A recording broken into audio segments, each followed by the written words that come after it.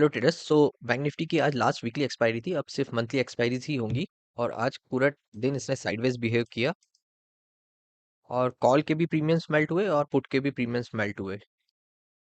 Shorting के लिए कल वाली लेवल्स हमारे रहेंगे 50,970 ब्रेक करता है तो 50,800 फर्स्ट टारगेट एंड 50,400 हमारा सेकंड टारगेट होगा। इसके इसमें 570 के आसपास हम लोग कैप्चर करेंगे पॉइंट्स। और स्टॉप लॉस उसके इसमें हमारा मैक्स टू मैक्स जो कल हमने डिस्कस किया था 300 के आसपास रहना चाहिए या मैक्स टू मैक्स 320 पॉइंट्स के आसपास रहना चाहिए। इसके लॉजिक सिंपल है, ये सपोर्ट ब्रेक हो जाएंगे और यहाँ से मार्केट नीचे गिरता है तो फिर ये वाला जो बॉटम है इसको ये टेस्ट लाइक यहाँ पे जो बायर्स के एसएल रखे हुए हैं वो हिट करने नीचे आ सकता है। बाइंग के लिए अगर हम लोग देखते हैं तो ये लेवल अगर देखते हैं कि इसको निकाल ले बैंक निफ्टी तो फिर इसके पास बहुत 100 पॉइंट्स के आसपास यहाँ रिजेक्शन है। तो हम लोग वेट करेंगे कि ये जो पॉइंट है ये वाले हम लोग प्रीवियसली अगर इसमें देखते हैं तो यहाँ पर सपोर्ट भी आया हुआ है। ये क्लियर यहाँ पर सपोर्ट है, यहाँ पर ब्रेकडाउन हुआ, यहाँ पर फिर ब्रेकआउट आया, ये बिग बड़ी कैंडल हमको ब्रेकआउट की दिख रही है। और यही वो लेवल है जहां से ये ऊपर जाता है तो फिर ये ऊपर की तरफ निकल सकता है।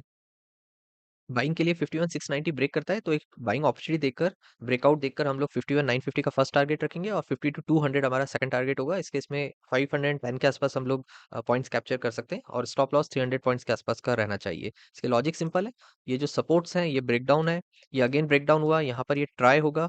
अगर यहाँ से फॉल कर देता है तो ठीक है, अगर यहाँ से ऊपर आता है तो फिर ट्राई होगा बायर्स का कि एटलीस्ट ये जो सेलर्स के एसएल रखे हुए हैं यहाँ पर इनको हिट करे।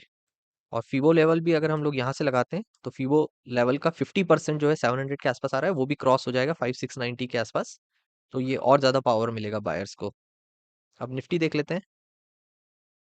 निफ्टी अगेन थोड़ा प्रेशर में ही है, ये अगर डबल बॉटम की तरह बना दे इसको तो बेटर है, ये कुछ ऐसा। बट हम लोग ट्रेड फिर यहाँ कहीं यहाँ पर अपॉर्चुनिटी देखेंगे। लेवल्स मार्क कर देता हूँ मैं। सो 24,590 ब्रेक करता है तो एक बाइंग अपॉर्चुनिटी देखकर ब्रेकआउट देखकर हम लोग 24,730 टारगेट रखेंगे, 140 पॉइंट्स कैप्चर करेंगे और उस केस में 80 पॉइंट्स के आसपास स्टॉप लॉस होना चाहिए। लॉजिक इसके सिंपल है कि अगर ये रिजेक्शंस जो हैं ये यहाँ पर ब्रेक आया, यहाँ पर रिजेक्शन आया, इस रिजेक्शन जोन को ये क्रैक कर लेता है तो यहाँ पर जो ट्रेंड लाइन के रिजेक्शन है उसको टच करने, यहाँ पर ट्रेंड लाइन को ब्रेक करने के लिए ट्राई करेगा, थोड़ा सा ब्रेकआउट दिखा सकता है बायर्स को अट्रैक्ट करने के लिए और फिर नीचे आ सकता है। तो यही हमारा टारगेट है। प्लस टारगेट ये लेवल भी है, ये जो यहाँ पर हम लोगों को रिजेक्शन दिख रहा है यहाँ पर ये सपोर्ट की तरह एक्ट हुआ, यहाँ रिजेक्शन की तरह एक्ट हुआ। थोड़ा क्लीन बनाते हैं इसको।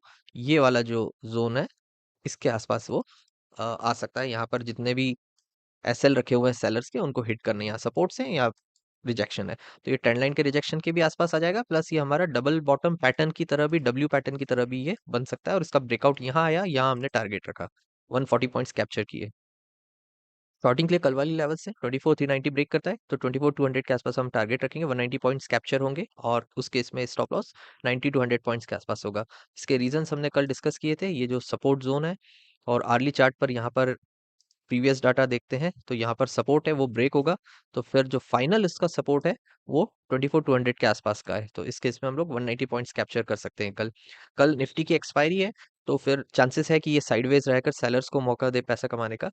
तो उस हिसाब से हम लोग फिर ये जो लेवल्स ब्रेक होते हैं तो फिर एक्शन ले सकते हैं। Okay, thanks for watching.